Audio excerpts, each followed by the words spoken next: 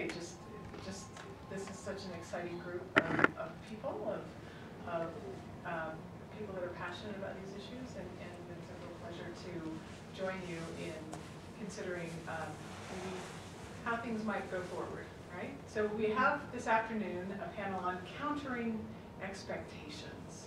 And I'm going to go ahead and introduce the speakers. I'll introduce all of them first, and then we'll be able to hear from them. And then we'll follow that up with a bit of a discussion. So let me introduce first, our first speaker will be Patricia Cooper. Patricia Cooper has over 40 years of private and public sector experience. She served for 8 years as a senior executive appointee to advise the Canadian government on the effects of federal legislation on women and children, while managing 2 offices in Western Canada at the same time. She was a founding member of the Women's Legal Education and Action Fund to achieve equality for women through education and litigation under a new Canadian constitution. I'd love to hear more about your views about how Canada is moving forward now in this leadership. She was executive director of the Children's Museum of Denver, leading a major financial turnaround while redirecting the mission to focus on early childhood education. Pat was also a director of Pathfinders International, providing reproductive health and rights in over 30 countries. And currently she serves on the board of Capital Sisters International, a microfinance innovation, the advisory boards for the Colorado Women's College and the School of Public Affairs at the University of Colorado. She also serves on the leadership board for the Women's Studies in Religion program at Harvard University, as well as the advisory board for the Women, Peace, and Security program at the One Earth Future Foundation. I have to say she also has in the past served on the advisory board for the conflict resolution. Patricia co-founded the Women's Regional Network, Afghanistan, Pakistan, and India, and has been the pro bono convener since 2010. This network focuses on corruption, extremisms, and the militarization of aid and development as they impact women's security. The network conducts primary research and advocacy efforts focusing on women in the most remote and conflicted regions of South Asia. Ms. Cooper has 2 master's degrees in public administration and international relations, and is a fellow at the Center for International Affairs at Harvard University. So, following Patricia Cooper, we will have Shannon Galpin. She's the National Geographic Adventurer of the Year and also a global activist. And she has been working and traveling in Afghanistan for 8 years and is the founder of Combat Apathy and the nonprofit Mountain to Mountain, which has spearheaded dozens of projects in Afghanistan for women's rights. Shannon created the groundbreaking Streets of Afghanistan art installation and has supported graffiti artists and photographers in Kabul. In 2009, she became the first person to mountain bike in Afghanistan, and she now supports and trains the first Afghan women's national cycling team. Shannon is the author of 2 books, her memoir, Mountain to Mountain, A Journey of Adventure and Activism for the Women of Afghanistan, and a photography book, Streets of Afghanistan. She's a producer for the upcoming documentary film Afghan Cycles, premiering in 2016 by Let Media. The International Olympic Committee awarded Shannon an honorary achievement diploma in 2015 for her work promoting gender equity through sports. Shannon and her work have been featured around the world, including the New York Times, NBC Dateline, Outside Magazine, BBC World, NBC Nightly News, ESPN, La Repubblica, Bicycling, Morning Joe, Self Women's Adventure, National Geographic Adventure, CNN, and NPR. So then our final speaker will be Marie Berry. Dr. Marie Berry is an assistant professor at the Joseph Corbell School of International Studies at the University of Denver, where she's also an affiliate of the Shao Kang Center for International Security and Diplomacy. She's a political sociologist with a research focus on mass violence, gender, and development. Her current book project, War, Women, and Political Power in Rwanda and Bosnia-Herzegovina, examines the impact of war and genocide on women's informal and informal political participation in those countries. A related project critically assesses efforts to empower women in those same cases. She's also engaged in a collaborative project exploring the political logic behind market-oriented development projects in Rwanda. Her work has been published in places like Mobilization, Signs, New Political Economy, Foreign Policy, and Political Violence at a Glance.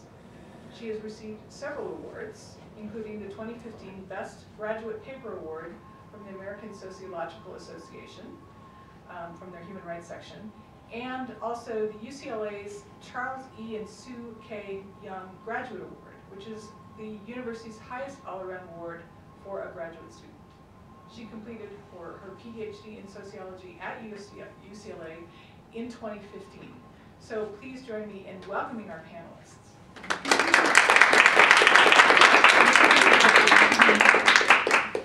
So we're going to hear first on countering expectations from Patricia. I think I'll be just fine. So how do I just spacebar? Spacebar, okay. All right. Spacebar. There we go. Did that work? Yep. Yes. Okay. So I'm going to talk about, I hate podiums.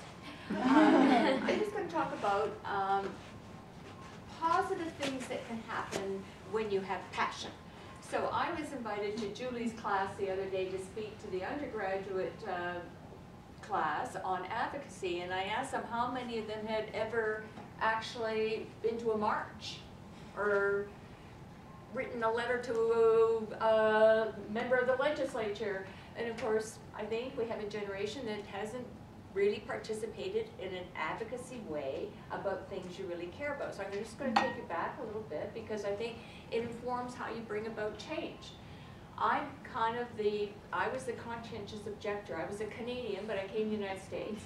I started to lead conscientious objector movements against the Vietnam War. Then fast forward, when it became women's issues, I was there front and center writing every brief I could write from my kitchen table. And those little briefs became an appointment by the Prime Minister of Canada. Then I got reappointed under another Prime Minister of Canada from a different party, and that's how I became an advocate. And then an advocacy just led me to understanding it all had to be grounded in research. I had to have a platform in which to make my voice heard.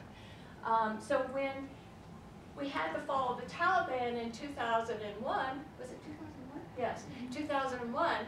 I thought, my gosh, this is wonderful. We're going to see great progress for the women of Afghanistan. And we did. We did.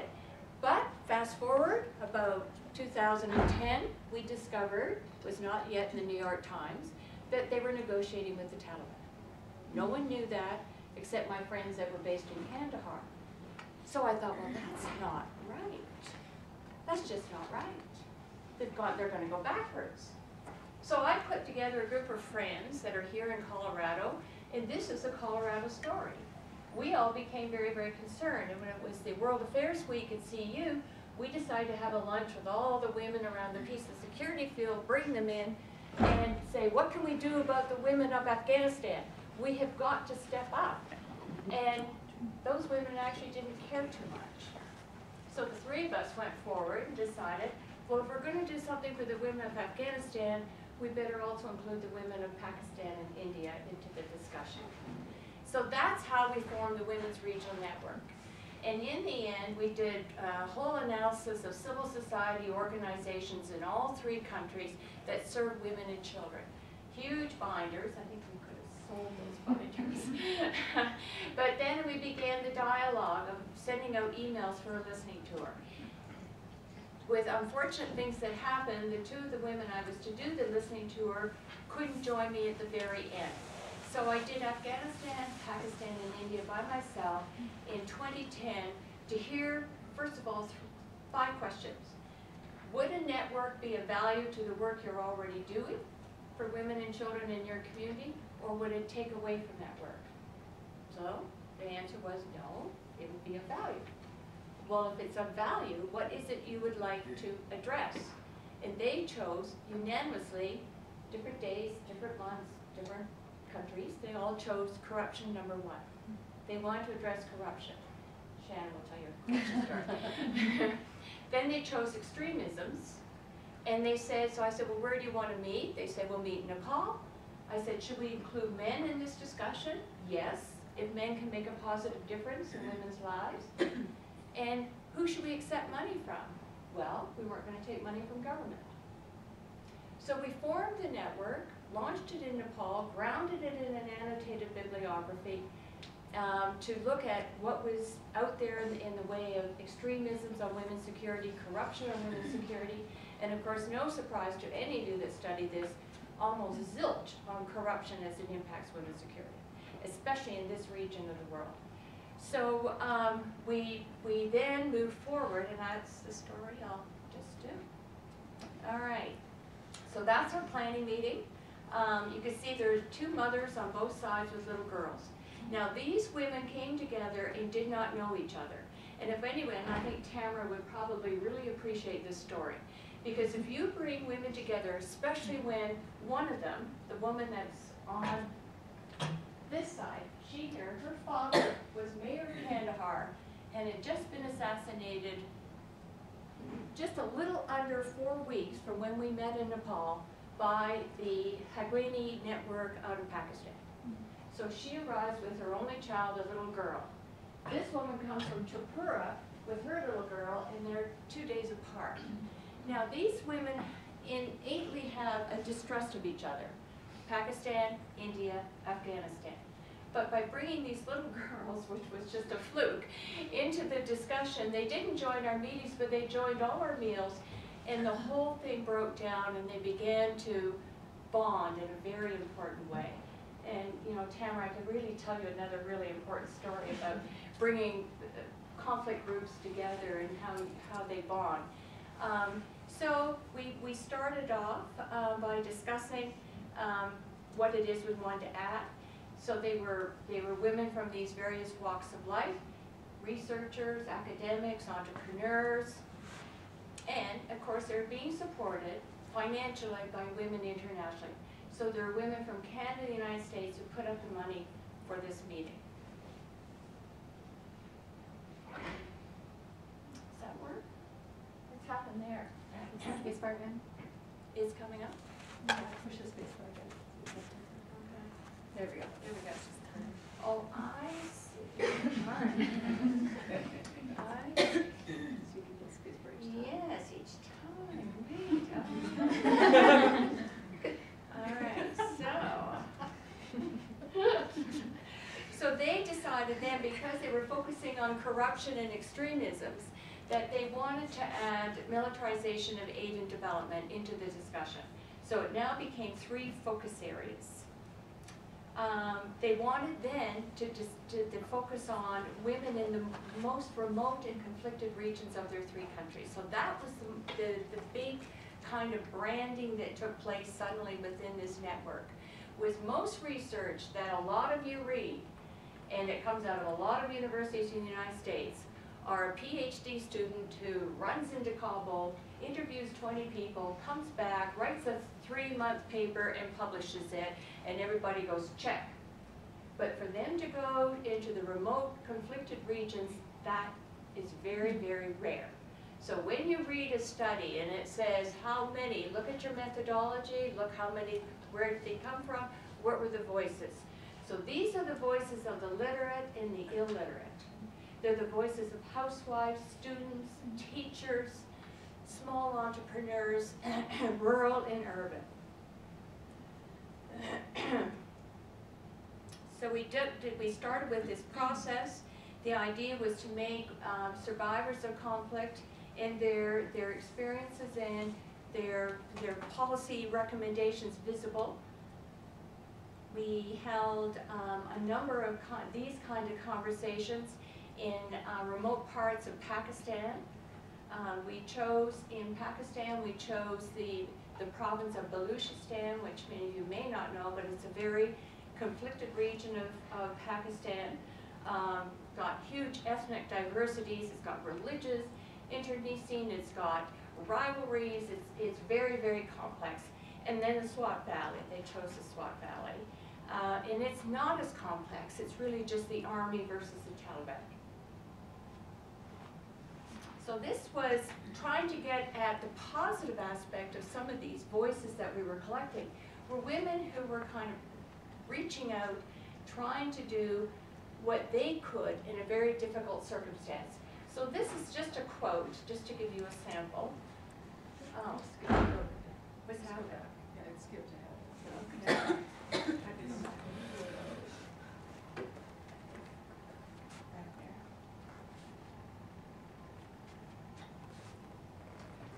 Okay. So she chose to wear her burqa, some water, in order to cover everything, even though she didn't really have to do that in Quetta, so that she could go to school. And she wanted to show that she was so interested in education, it didn't matter how hot it was out there, she was going to be totally covered. So the Swat Valley in Baluchistan sort of was a very important study because they were ongoing conflicts. It was going to give us a window into what were women actually doing during a conflict rather than going in and studying them after a conflict. This anti-POSCO movement is in Odisha. Boy, we're going real fast here. Huh. All right, back. Sorry, everyone.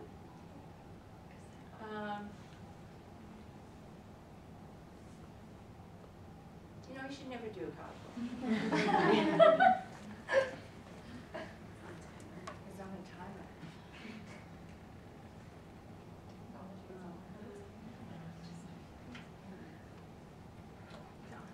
Okay, all right, well, I won't worry about it then. Okay. So this is a community conversation in Afghanistan. It's a fast timer. We're just going to move through this real fast. These are our publications, and I brought some copies here for you. And you're welcome to take them afterwards. And maybe I can just quickly show them to you. This is obviously Afghanistan. This is Pakistan, the community conversation, and this is India. And you're welcome. In India, we have 4 different conflicts in India. We have 8 provinces in Afghanistan. And then we brought them together with a regional overview, and this is the regional overview that sort of finds out the interlinkages and the divergences between the 3 countries. And this is the executive summary. They're here for you if you'd like to take a copy. Are you going to solve it? Did you solve it? Okay, all right. And as Shannon was just telling me, we have wonderful publications. This one here is just to show the fabrics from the 3 different countries. And it's sort of our neutral way of trying to bring a regional perspective. So we don't want to dwell on their vulnerabilities. What the community conversations were designed to do was actually highlight women's agency, highlight their leadership capabilities, highlight how they survive, how they make decisions, how they come together. You know, as much as we try to, you know, be positive about women, there's no doubt about it, the patriarchy absolutely dominates all their decision making. So in many cases where we saw, like in the province of Odisha, which was a resource conflict against the POSCO Steel Company, and that's a very interesting case because in India we chose Kashmir Jammu, the very traditional conflict. We then chose Tripura in the northeast, and we chose Odisha down in the southern part of India, which was a resource conflict.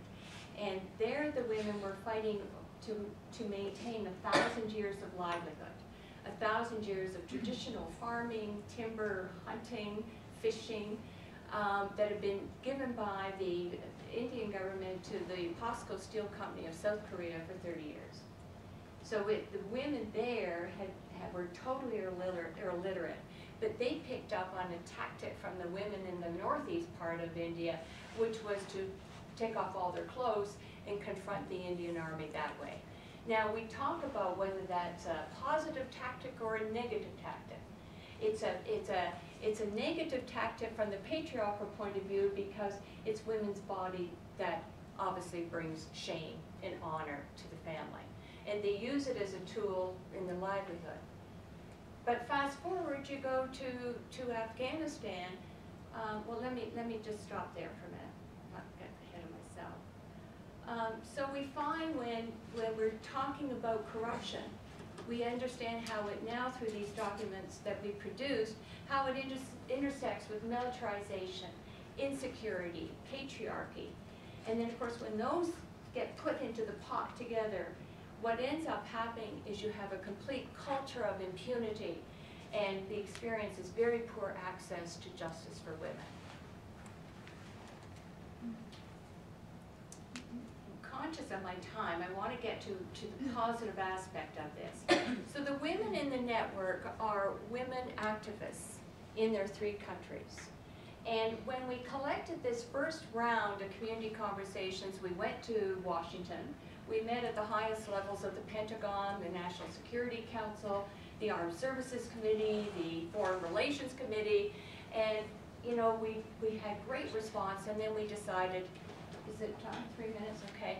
Then we decided what we would do is we need to take those voices and have them be heard in a different format. And that was a South Asia Women's Human Rights Tribunal. So a tribunal, as you can imagine, is not an easy thing to undertake. So what you see there is sort of how we're basing it, what we're basing it upon, a solid body of law. We've now spent over 18 months doing the scoping study for the South Asia Human Rights Tribunal.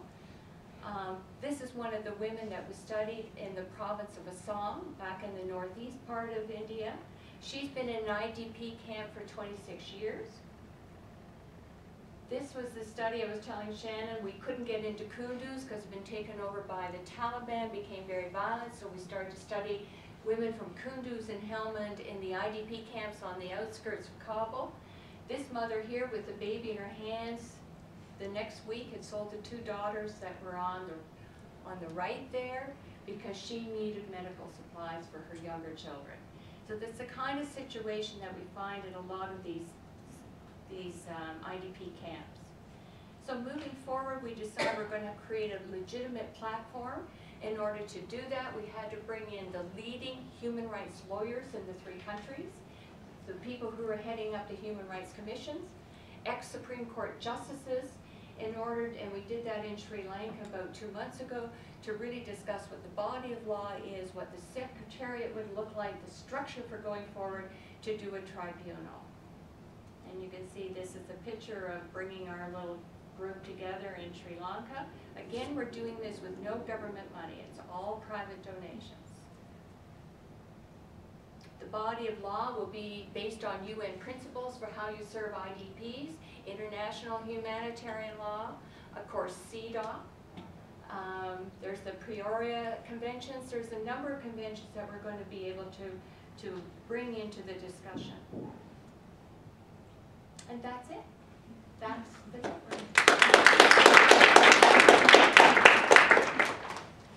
So our next speaker is Shannon Gallagher. So, yeah, that was yours. I'm going to take a note from Pat and not have a PowerPoint, because that's exactly why I try not to use them if I have any control over it whatsoever. And it's interesting because I've known Pat now for many years, and there's crossover in what we do, except that I'm taking it from definitely an activist role. I'm taking it as someone who is on the ground in the country, 8 years in Afghanistan. And what she said about how most of these papers, or at least a good percentage of these papers, you've got a student or a researcher that goes in to, especially Afghanistan as a conflict zone, but any other conflict zone, you see the same thing. And they get into the capital city, they're reaching out within that capital city, maybe they take a side trip, but most likely due to timing and lack of resources and knowledge in terms of getting around an active war zone, that's where their basis of knowledge really resides. And that was really one reason I started working in Afghanistan, was because I wanted to know what's happening outside of the capital city. Because that's where everything is. It's where the international community is. It's where the money stays. And yet 80% of the country is rural. And what happens in rural communities is really different than urban communities, in educated families versus non-educated families. And so I did essentially a listening tour. And over the last 8 years, every single trip I tried to make that repetition of listening first and then going forward with whatever my next steps of project are. And I've been all over the country. I've been up in the northern provinces, I've been down in Kandahar, I've been out in Bamiyan, I've been to Kunduz, And I've really tried to look at the diversity because of the ethnic groups as one, but also looking at how we frame the conversation around Afghanistan. Afghanistan's conversation is always framed as the worst place in the world to be a woman. Many reports around that. And that these poor women, these oppressed women. And yet, time and time again, I am shocked that that's still our entry point. Because these women are capable of being the catalyst of change. And I've really tried to look at this idea of victimhood, how it informs us in terms of how we look at individuals, but also how we look at our international aid, which is desperately flawed. And when we look at victims, and even if we don't use that word, but we're using that kind of internal structure, we are empowering the people who have the capacity to create sustainable generational change. Because these are not 1 year, 2 year, 5 year programs. Pat can attest to that with even the work of bringing women together in order to get to the next step. It is many years. And so I've come to this from my own situation of being framed a victim. I'm a victim of rape, and so is my only sister.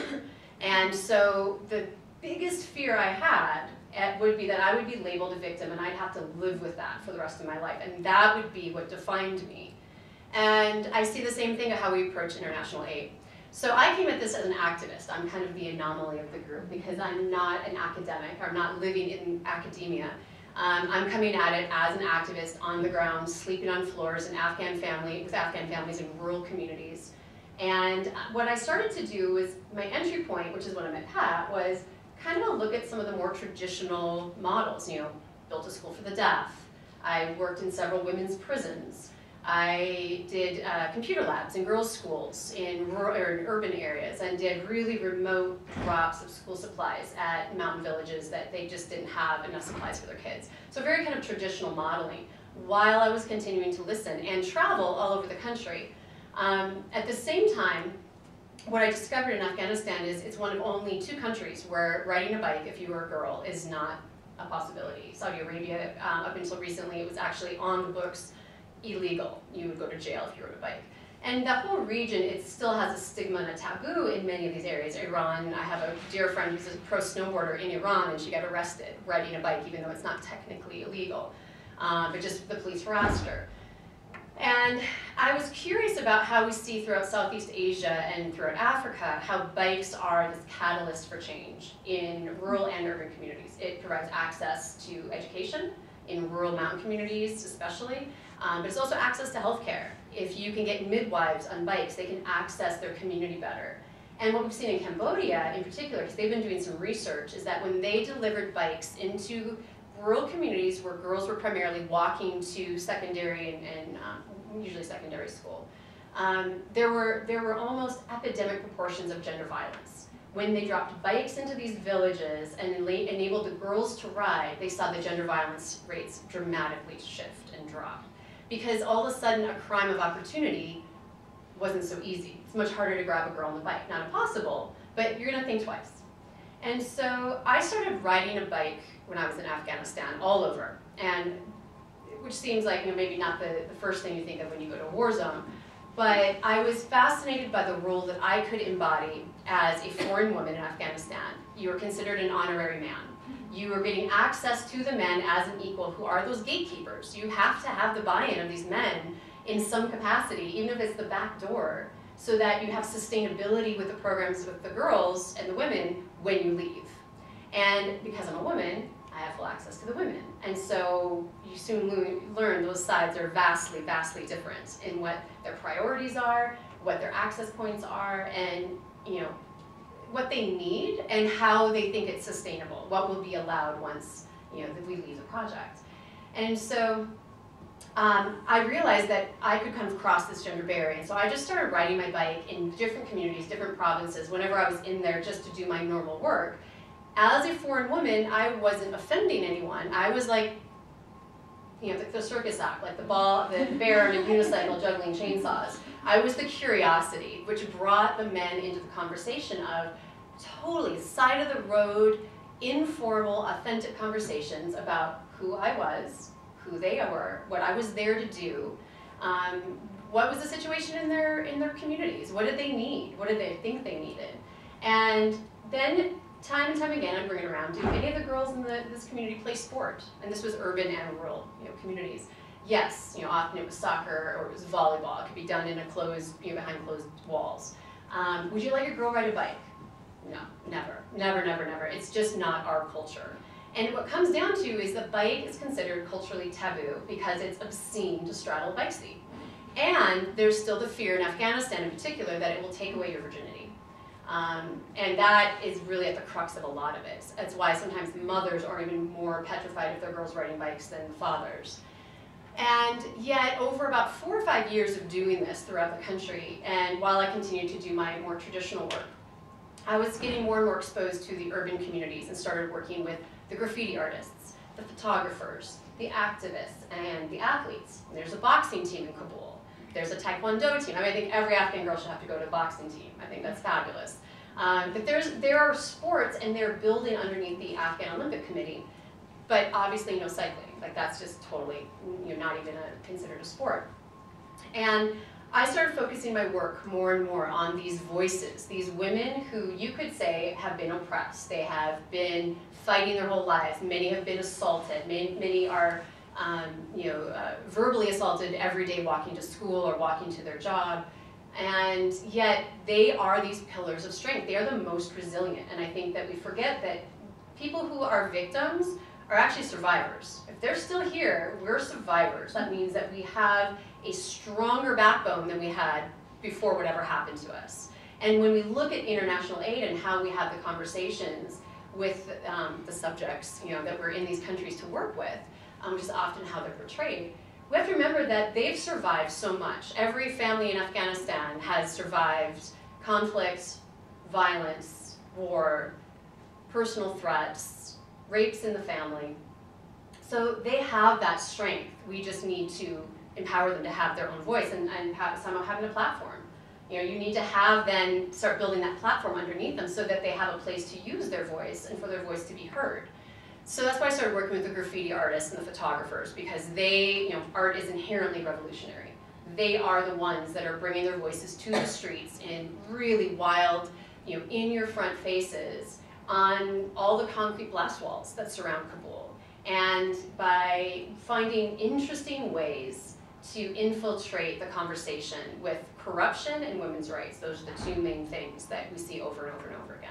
And that's the theme of most of the artists, is dealing with corruption. There was an incredible blast wall outside the Iranian embassy, and they painted giant eyes, and it was like, we're watching you.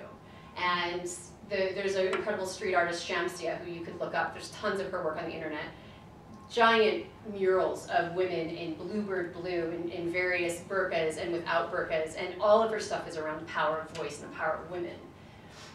So fast forward 4 years after I first rode a bike in 2009, I meet the first generation of women to ever ride bikes. They're riding bikes as part of a national cycling team in Afghanistan. They're the first girls to ever do this, and they do it knowing that they're risking their lives to ride. They're doing it because it's independent mobility. It is the chance to essentially be a girl, to do something new, because it is this, so-called, we call it the post-Taliban time, even though the Taliban are firmly in control in many areas of the country. But the opportunities for many of these girls through sport, art, and activism are really flooding through in the urban areas, and they're seizing every opportunity to do this. And what has happened very quickly is that the national team started to normalize bikes for girls. So my goal has been, for the last 3 years working with this team, is if we can empower these women through the sport of cycling and normalize that and legitimize it, and they just won, or not won, they've been nominated for the Nobel Peace Prize this year. So they got a big stamp of legitimacy in their own country, who are recognizing that this is a big deal. Now, me as a blonde white woman riding a bike in Afghanistan, like I said, I'm the curiosity. I'm not normalizing it for anyone. I'm just using it as an access point to ask the questions and to maybe get a real answer. And essentially do my own sort of on the road or on the trail research. But these girls, because now they're getting press and media, they're showing other girls throughout the country that you can ride, like this is okay.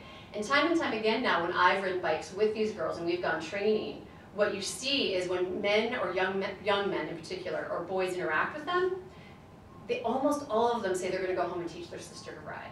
Like, it's breaking through at that youth level that these are brothers and sisters coming up the ranks together, and there's a bond.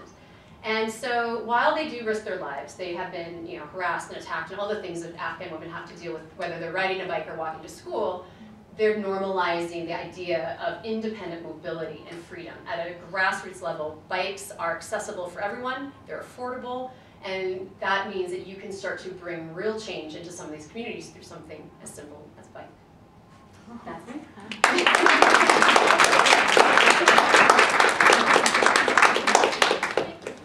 So were we buried? That's great. I'm actually, I feel like I'm gonna bore you now. That's great. So I'm actually going to give you I know so many of you, and I feel like you have heard me talk about a lot of things, so today I'm actually just going to talk about my book, so you can know what's coming.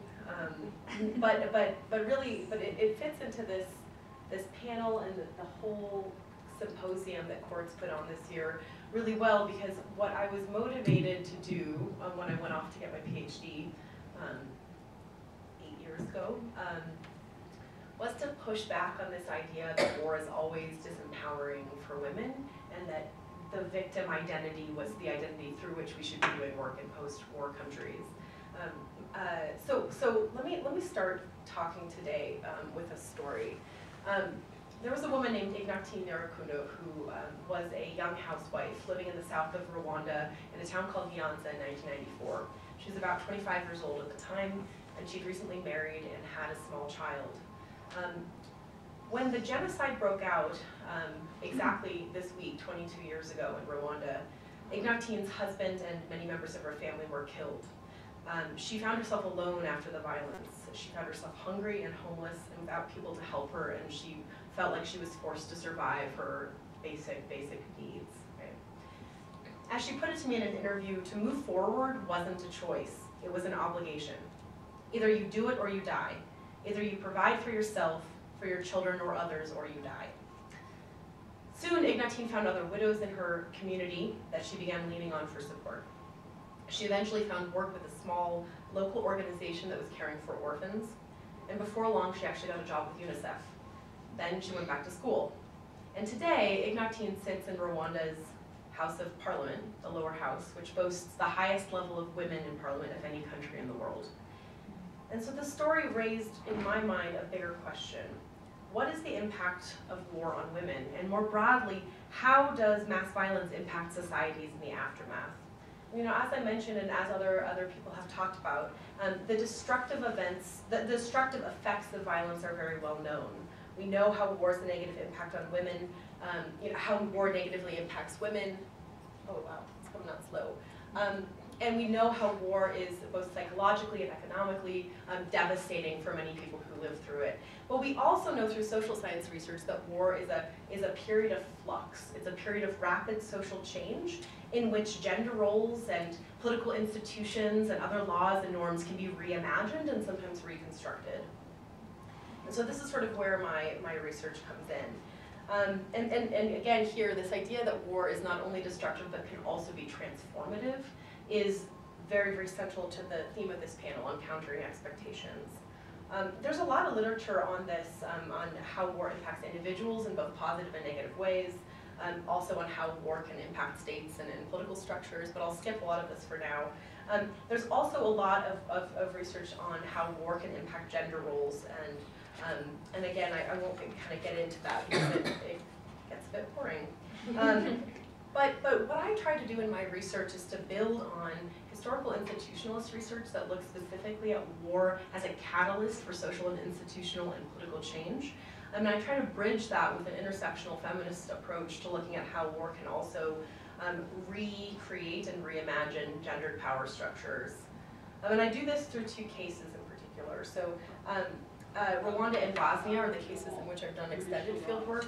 And these countries both experienced mass violence in the early 1990s, which is really the reason for the comparison. The violence in both cases was very different, but it shared a similar logic in that it targeted non-combatants, it amplified ethnic divisions, and it also featured widespread sexualized violence against women.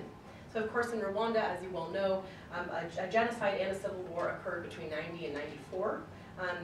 And somewhere between 500,000 and 1 million people were killed. About almost half the population was displaced from their homes, and perhaps as many as 250,000 women were subjected to sexualized violence. In Bosnia, around the same period of time, you have a civil war and ethnic cleansing that kills a little over 100,000 people and displaces, again, about 1/4 to half of the population from their homes. And again, sexualized violence was a defining feature of the conflict. I actually have written on my notes here, data and methods, blah, blah. But I actually think one of the points I want to highlight is what both Shannon and Pat talked about, the importance of doing research that isn't just in the urban areas with elites that speak English, right?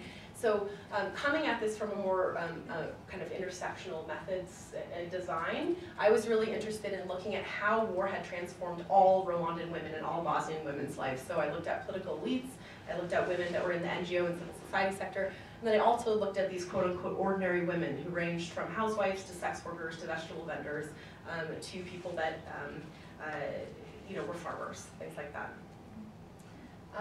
These data lead me to one overarching argument, which is that violence can serve as a comprehensive systemic shock that can loosen the hold of traditional gendered power structures, as it can completely dismantle the institutional and structural layout of society. And I argue that violence does this in 4 ways, and it precipitates 4 kind of interrelating and overlapping shifts. And the goal of talking about these is that a lot of people talk about how war is transformative. We actually haven't theorized it that well. And so what I'm trying to do here is really break down how it is transformative for gendered power relations. And so first is this demographic balance. And of course, war can initiate a shift in the demographic balance between men and women. It also can lead to a shift in economic needs and preferences and household economic relations. It can also lead to a shift in a cultural understanding of gender roles and what can be considered appropriate or not. And finally, I argue that these 3 shifts in conjunction can lead to an increase in women's informal and formal political participation. And I'll explain what I mean by informal political participation in a minute, because I think it's an important complement to what's already been discussed today. So, of course, time very limited today, so I'm just going to quickly give a couple examples from the Rwanda case in particular, but just to begin to kind of foreshadow some of my overarching findings. In Rwanda, men comprised 56% of the dead, and one of the most remarkable forms of demographic shifts occurred during the widespread displacement of people, not only through death and just displacement in refugee camps, but also through imprisonment and through conscription. So you have a lot of homes that are headed by women during and after the violence. And I argue that this really begins to shift the cultural understanding of kind of what women are capable of doing. So I love this quote. A member of parliament told me once, I don't know what that line is doing there, but before the violence, she said, well, politics was a male domain. You know, it was like a personal bedroom where no one else could go in. You know, really showing how excluded women were from the political spaces. But this begins to change as women begin to enter these kind of traditionally male roles. And so this begins with the demographic shift. Jeanette, this widow, describes how her life changed totally. You know, because there were 10 of us in my family and only 3 survived. All of the kids of my brothers and my sisters, they came to my home. Everybody was in my home.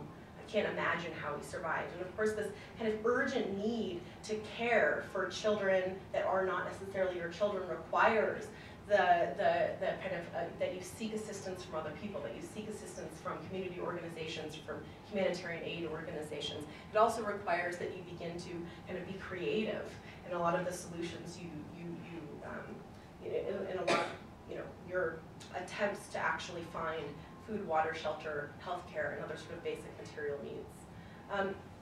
And so a lot of my interviewees would begin to describe how these urgent material needs catalyze new forms of social organization, right? So a mayor kind of described how when people were sick, we recognized at this immediate level that there was an emergency need for help, right? So there was a need for emergency relief, but also trying to reunite families together, mother and children. Those were our first activities. Again, these are kind of what you would expect people to need to deal with during war. But what I think is really remarkable about tracing this process in both of these cases is that you see how these urgent material needs can lead to the mushrooming of community organizations centered around women. And so in Rwanda, this happened rapidly. Between 1994 and 1997, over 15,000 informal grassroots women's organizations formed in Rwanda, and these were formed to address urgent critical needs. And they were formalized and further developed by the arrival of international humanitarian aid that came in labeling women a vulnerable group that was in need of additional care and protection.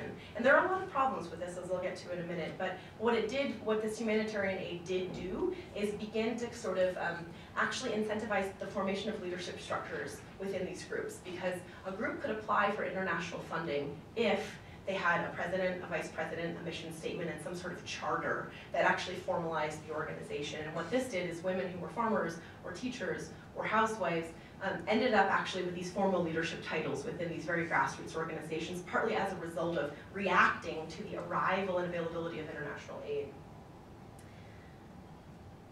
I want to talk about Bosnia just kind of really quickly, because when I started this project, I imagined Bosnia was a negative case. I thought that in many ways what had happened in Rwanda was really unique, and it reflected the sort of grassroots mobilization of women during war, and then also the arrival of, this is kind of too much for today, but the arrival of a regime in the aftermath that was very gender sensitive and wanted to promote women in politics.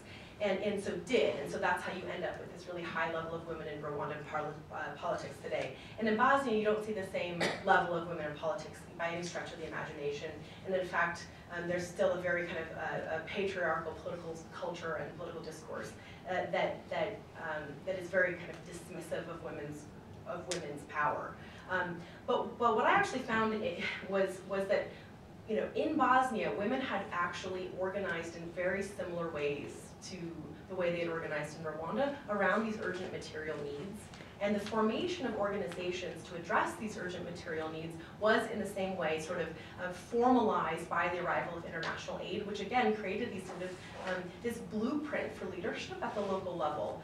And what had happened, instead of it manifesting in some sort of formal political space, was that it manifested in more of a parallel power structure to that of the state, where the service industry and civil society and basic services like healthcare and education were being provided not by the state, but by this very kind of women-led civil society sort of parallel power structure. And so this pushed me to begin thinking about what is political, right? We think of politics in formal political spaces. Some feminist research pushes and says, well, civil society is a place where women organize. But I began to theorize politics as something that's actually a lot more diffuse and a lot more decentralized. And I think in some ways it allows us to talk about the transformative impact of war on women's power in a more kind of tangible way. And what I talk about now is what I call the quiet encroachment of the ordinary, a theoretical approach that basically identifies the collective actions of a group of people centered around a politics of practice, where pushing back on social norms and expectations actually are subversive in political acts. And I love what Shannon said about art as something that's incredibly kind of, is very political, right? And so art, singing in public, forms of protest that don't actually look like street protests like we'd expect in the States, but are forms of subverting the gendered power structures that exist in your own home, in your own community, in a way that actually is a subversive political act. And so what I found in both of these cases was that women were constantly engaged in political activities far removed from the formal sort of halls of power. One of the NGO founders in Bosnia described the importance of international actors and actually providing the funding for a lot of these initiatives. But it leads me to the kind of the final point I want to make. She says here, she started a knitting group. And it was she described it as actually very insulting, because she was she was a principal of a school prior to the war, and international organizations, when she found herself in an IDP camp at a school with 40 other women, they said, well, what do you want to do? What can you women do? And she's like, well, I can run a school, like back up. But instead they gave her yarn. So she began to knit socks and sweaters. But what she saw this as is, okay, first they gave me 300 kilos of wool. It's a lot of wool. But the next time they gave her 4,000. And so, the first project started at 3 schools. We created socks and sweaters for the school kids. Oxfam was surprised and everyone was happy. The next contract was for 44 schools, and we got a car and everything. It was a huge project. And so she actually sees this, this kind of, she describes the process of applying for aid to get a knitting group going as actually a subversive sort of political process. She's like, I got a car out of it. Even though I was way overqualified to run a knitting group, like I navigated the system in a way that was able to sort of push back on the expectations that these international actors had for me. And so this leads me to the big caveat of a lot of this whole project, which is that while war can lead to shifts in gendered power relations, many of the gains women make are ultimately set back in the aftermath as new forms of oppression emerge. And I want to emphasize the second half of that as far as the new forms of oppression that emerge, because we talk a lot about, especially in the literature on women in rebel groups and women in Kyla and Hunter's talk a couple days ago about women in actual professional state-backed armies, how in the aftermath of their service or in the aftermath of their participation, oftentimes there's kind of a resurgence of patriarchy and a pushing back of women into their roles in the home, right? Well, I think that happens. I absolutely think that happens, but I think it's encouraged and supported a lot by the way in which the political settlement is designed in the state as it comes through this period of violence, and even more egregiously in the way in which international actors navigate the humanitarian aid landscape in the aftermath of mass violence, which often creates hierarchies of victimhood and new forms of harm that can actually thwart women's mobilization and progress on the ground. And I'll just give 2 maybe quick things. How am I doing on time? Yeah, like time. Okay. Well, let me just give you just a quick, so I'll highlight one part, which is something that's come up both with this idea of victims as a category on which aid is distributed. And sometimes people talk in the aid world about the oppression Olympics, right? So the victims groups that can shout their victimhood the loudest get the most attention and money, right? So what does this do? I mean, just like thinking among yourselves, what does this do for women that are actually consciously, as I'm trying to show, subverting expectations, subverting gender power structures, entering new physical spaces that they weren't necessarily permitted in before, like the men's bedroom of politics, right? How is that how is a victimhood label a way in which we can really support and encourage the work that these women are already doing? And I think in many cases that label and a lot of the labels that are applied in the aftermath of violence, and for those of you who've done my classes, I mean, I talk a lot about this as far as terms related to how violence is even understood, how we label some conflicts genocide, how we label other conflicts civil war or legitimate war, right? The way in which these terms are used oftentimes can have very unintended consequences on the people who live through them. And so, I